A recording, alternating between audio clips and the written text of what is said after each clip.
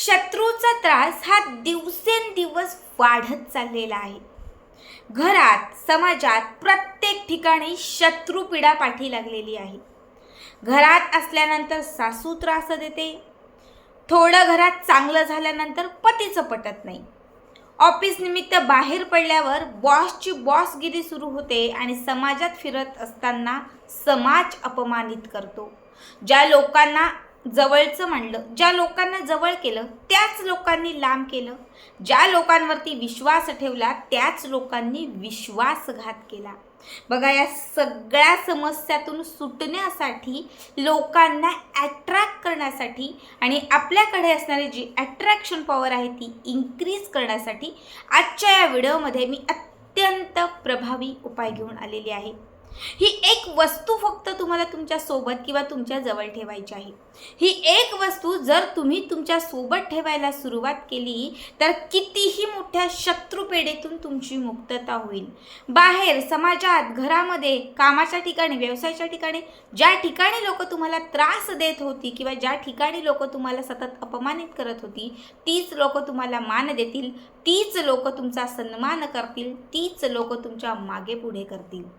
बघा, हा जो उपाय किंवा जी रेमेडीज मी तुम्हाला सांगणार आहे ती अट्रॅक्शन पॉवर इन्क्रीज करण्यासाठी आणि समोरील व्यक्तीला आपल्याकडे वश करण्यासाठी अत्यंत प्रभावी आहे.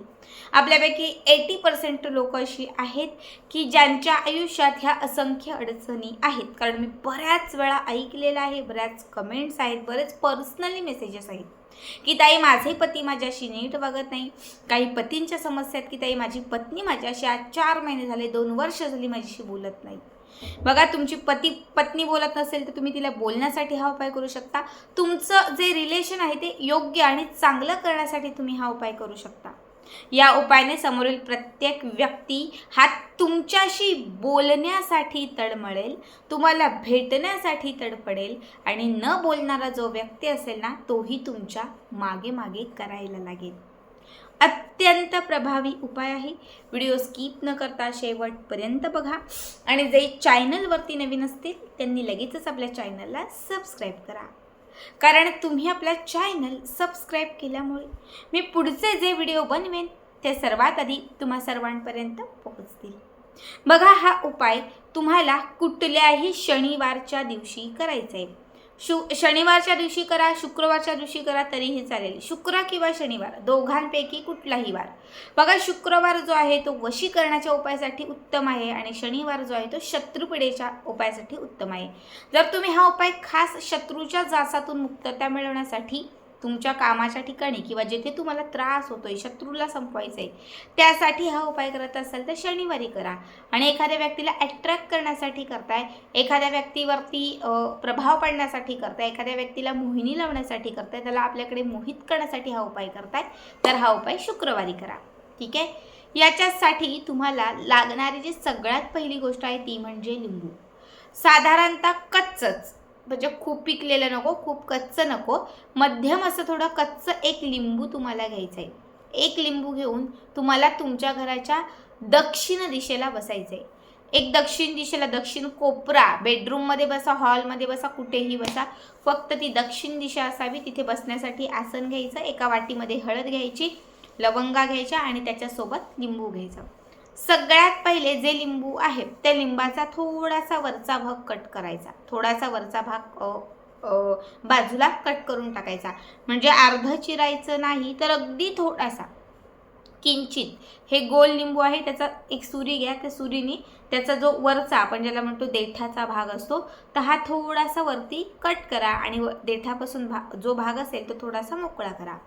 त्यानंतर काय करायचं तर तुम्हाला लवंगा घ्यायच्यात. लवंगा तुम्हाला तितक्या घ्यायच्या आहेत जितकी तुमची जन्मतारीख असेल. जन्मतारखेला काउंट करून तुम्हाला तितक्या लवंगा घ्यायच्या आहेत. आता माझी जन्मतारीख आहे 15, 1 आणि 5, तर 1 आणि 5 किती होणार? 6. तुम्हाला लवंग घ्यायच्या आहेत 6. तुमची जन्मतारीख आहे 10, 1 आणि 0 किती होतात? 1, तर तुम्हाला लवंग घ्यायचे आहे 1. तुमची जन्मतारीख असेल 22, 2 आणि 2 किती होतात? 4, तर तुम्हाला लवंग घ्यायचे आहेत 4. तुमची जन्मतारीख असेल 8 तर 8 लवंगा घ्या. जन्मतारीख असेल तर 9 लवंगा घ्या. म्हणजे तुमची जी जन्मतारीख असेल, जर सिंगल संख्या असेल तर त्यानुसार घ्या आणि जर डबल संख्या जर तुमची असेल तर ते काउंट करा. म्हणजे 22 जन्मतारीख आहे तर 2 आणि 2 किती होतात? 4 लवंगा. तुमची जन्मतारीख आहे 27 म्हणजे 2 आणि 7 किती होतात? 9. तर तुम्हाला 9 लवंगा घ्यायचे आहे. तुमची जन्मतारीख आहे 1 तर 1 लवंग घ्यायची. तुमची जन्मतारीख आहे 3 तर 3 लवंगा. तुमची जन्मतारीख असेल 5 तर 5 लवंगा. तुमची जन्मतारीख जर असेल 23 तर 2 आणि 3 किती होतात? 5 तर 5 लवंगा. अशा पद्धतीने तितक्या लवंगा तुम्हाला त्या वाटीमध्ये घ्यायच्या आहेत. आता जो आपण भाग वरचा मोकळा केलेला आहे, त्या लिंबाचा वरचा भाग कट केलेला आहे, त्या भागामध्ये ह्या लिंबा खोचायच्या आहेत.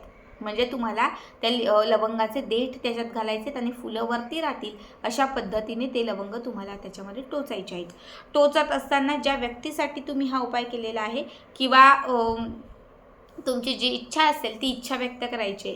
समजा मी हा उपाय करत आहे की माझ्याशी पतीने नीट वागण्यासाठी, माझ्या पतीने माझ्यावरती प्रेम करण्यासाठी, तर तुम्हाला लवंग टोचत म्हणायचे, आजपासून माझा पती माझ्यावरती खूप प्रेम करत आहे. आजपासून माझा पती माझ्याकडे म्हणजे माझ्याशी नीट वागत आहे. माझे पती माझ्याशी बोलत आहेत, माझी काळजी घेत आहेत. असं पॉझिटिव्ह अफर्मेशन त्या लवंगांना आणि त्या लिंबाला तुम्हाला द्यायचे आहेत आणि त्या लवंगा एक एक करत तुम्हाला तिथे टोचायच्या आहेत. ठीक आहे.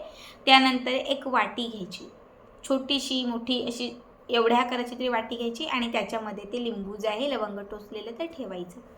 त्यानंतर तुम्हाला एका दुसऱ्या वाटीमध्ये, दुसऱ्या एका प्लेटमध्ये हळद घ्यायची. पूजेची घ्या किंवा कुठलीही हळद घ्या. थोडीशी हळद घ्यायची आहे. या 3 बोटांमध्ये ती हळद उचलायची आहे. ही हळद उचलून जो मंत्र तुम्हाला सांगते तो मंत्र म्हणायचा आहे.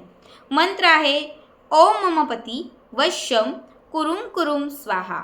ओम मम पती वश्यम कुरुम कुरुम स्वाहा. ओम मम पती वश्यम कुरुम कुरुम स्वाहा. ओम मम पती वश्यम कुरुम कुरुम स्वाहा. हा मंत्र 1 वेळा म्हणायचा आणि ती जी हळद आहे ती त्या लिंबावरती अशी अर्पण करायची. दुसरी पुन्हा चिमटीत हळद घ्यायची, पुन्हा तोच मंत्र म्हणायचा. सेम याच पद्धतीने पुन्हा ती हळद त्या लिंबावरती अर्पण करायची.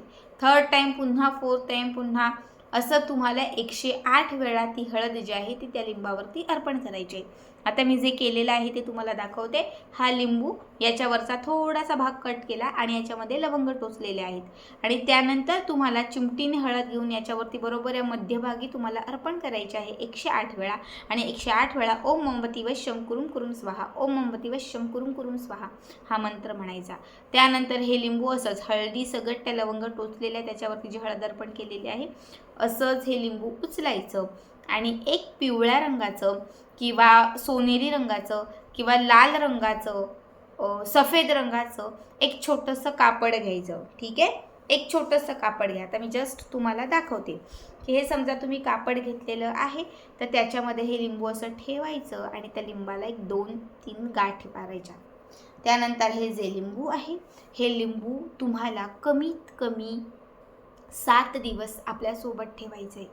किती? 7 दिवस सतत हे जे लिंबू आहे ना, बाहेर पडत असताना, त्या व्यक्तीशी बोलत असताना, काहीही कामासाठी बाहेर पडाल, जे काही असेल तेव्हा स्वतःच्या सोबत जवळ, खिचात, पर्समध्ये, जिथे शक्य, साडीच्या पदराला किंवा ट्रॅक टी-शर्ट घालत असेल तर तिथे खिच्यामध्ये सतत हे जवळ असलं पाहिजे.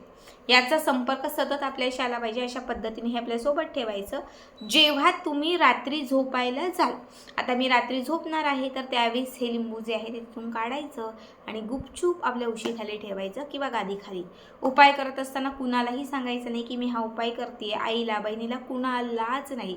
जेव्हा तुम्हाला याचा लाभ होईल, पुरेपूर तुमच्या मनासारखं होईल, त्यानंतर तुम्ही दुसऱ्यांना सांगू शकता की बाबा असं असं तू कर. पण जोपर्यंत आपण उपाय करतो तोपर्यंत जर त्याचा गाजावाजा केला तर तो उपाय आपल्याला लवकर लाभ देत नाही. ठीक आहे. बघा, या उपायाने तुमच्या आयुष्यात खूप जास्त तुम्हाला लाभ होईल. न बोलणारी व्यक्ती तुमच्या जवळ येईल.